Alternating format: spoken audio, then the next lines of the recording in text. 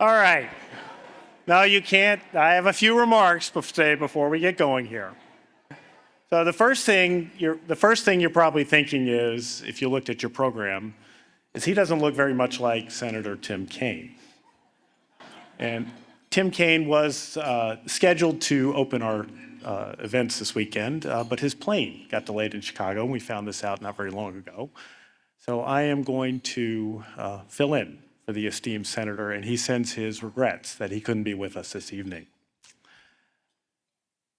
As we think about 2026, I think many people in this room would recognize that this time is really unlike any other time that we may have in our lifetime, because it is the time of notable anniversaries, whether they're 100, 200, 150, or 250, where people's attention and thoughts naturally turn to history. And as we think about what does it mean, what do I want to learn from it, and what does it mean for how I want to shape the world that I live in today and the world that I want to leave for my children. And as we think about our work here at Colonial Williamsburg and all the wonderful institutions that we work with across the country, I'd like you to think about three words. Three words: inspiration, exploration, and inclusion.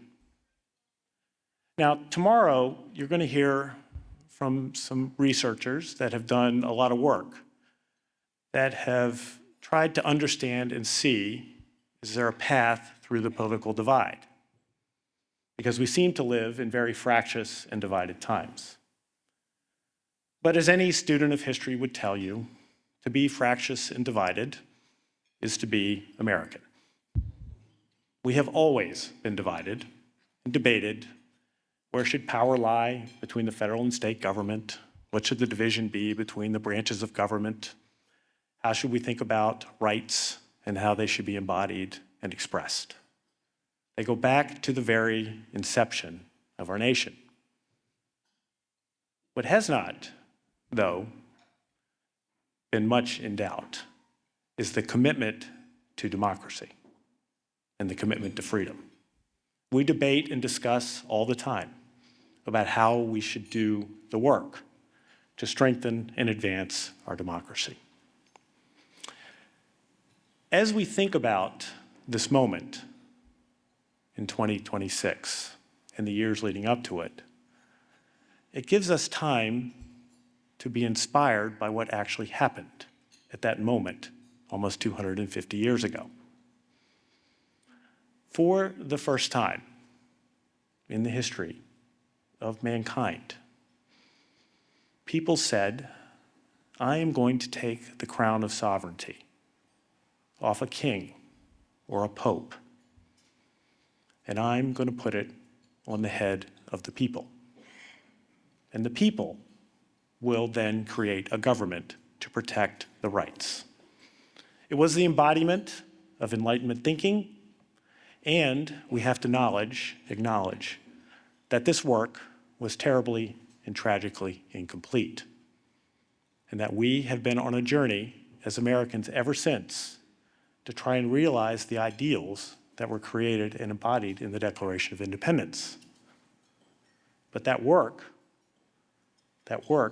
is a journey that continues, which is why we formed our Constitution to say, in order to form a more perfect union, not a perfect union. It's a journey that continues. We also must recognize that that moment in time actually inspired almost every subsequent human freedom movement around the world, both inside this country, whether it's Seneca Falls or the Civil Rights Movement, or around the world, from Haiti to France and modern movements today. Many have referenced the text, verbiage, and thoughts in the Declaration of Independence. And so its impact on the world has been profound. As we approach this anniversary, though, we must recognize that while that is important, and we must deeply understand and explore what it means for us as Americans today, we also must be more inclusive. There are many histories that have not been told, people who have been excluded. We must make sure that the history of all Americans is reflected in our work. Research validates that this is the right approach. We need to make sure that every American can see themselves and see their story in our origin story. We at Colonial Williamsburg actually have a small but vivid example of this work at play. Many of you probably know that here in Williamsburg, there were many firsts in our nation, which is why this institution exists.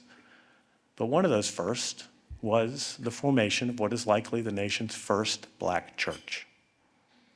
Just a few blocks from here, this church's first permanent structure was erected in the early 1800s. And we have been conducting archaeology on this church, which was founded in 1776 and still exists as an active and vital congregation today. And it is our intention to rebuild this church's first permanent home in advance of its anniversary in 2026. So, yeah. But let me get to the powerful moment, the unifying moment. So one of the things we can do here at Colonial Williamsburg is we can actually make stuff. And when I say make stuff, make it like it was made in the 18th century. The bricks, the timber, the nails, the blacksmithing, all of it. And so last year, we made 5,000 bricks that will be used to reconstruct this church. And over the course of the year, as these bricks were formed in clay and dried, congregant members came in and signed 5,000 bricks with the names of their ancestors and the people that had come before them. And then when we fired those bricks, because we always do that in November when it's cold enough to do so, every evening the congregation came and sang choirs because this was their ancestors being brought forth to speak. And that's an example of how this work can bring us together and not drive us apart. So.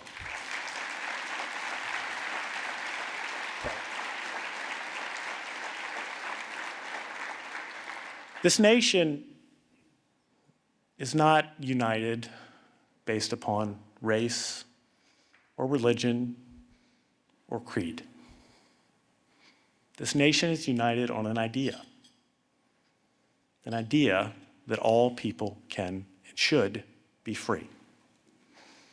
We certainly have not lived up to that over the course of our history. But at this moment and at this time, that is what we must focus on. How do we use this moment in order to create a more perfect union? And so our work as state planners, museum professionals, and other cultural institutions needs to focus on the themes of inspiration, exploration, and inclusion. Now, what we've done with the program that you're going to experience over the next few days is build upon some themes that hopefully will inspire us to do work. The first will be a lot of talk, conversation, and exploration about the Declaration of Independence, what it means, what its impact was at the time, how it has influenced freedom movements, and what does it mean for our democracy today.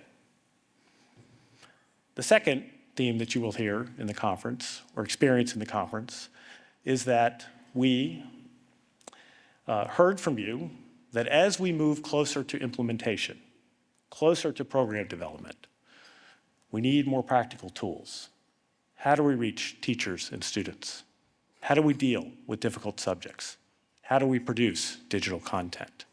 How do we reach underserved audiences? And so we've assembled experts that will help us tackle and deal with and share ideas about these important topics. We also recognize that the power of this group assembling, all 450 of you, 100 more than last year. Okay.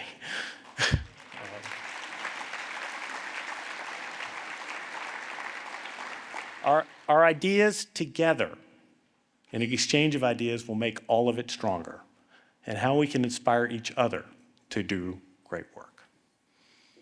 And then the last thing, to be quite frank, is we want to have some fun. Okay? So we have taken great joy in designing menus inspired by colonial cultures and places. We've had wonderful times thinking about the experiences that you're going to have at the Governor's Palace for dinner tomorrow night. And we have written a new piece just for this thing, which will happen on 2:30 on Wednesday, when we will recreate the event in Williamsburg that happened in 2024 that took this colony down the road to revolution and led to the call for the First Continental Congress in Philadelphia. So we have much to do, and it starts this evening. So before we dine, I will give a brief prayer, so please bow your heads. In this moment of gathering, let us take a moment to pause and reflect on the blessings that unite us all, regardless of our individual beliefs or backgrounds. May we be filled with gratitude for the opportunity to come together in fellowship and shared purpose. May we find strength in our diversity and compassion in our hearts as we navigate the journey of life together. Let us embrace kindness, understanding, and empathy in our interactions with one another, recognizing the inherent dignity and worth of every individual. And may our endeavors be guided by wisdom, integrity, and a commitment to justice as we strive to create a world of harmony and peace for all. Amen. Please enjoy your meal.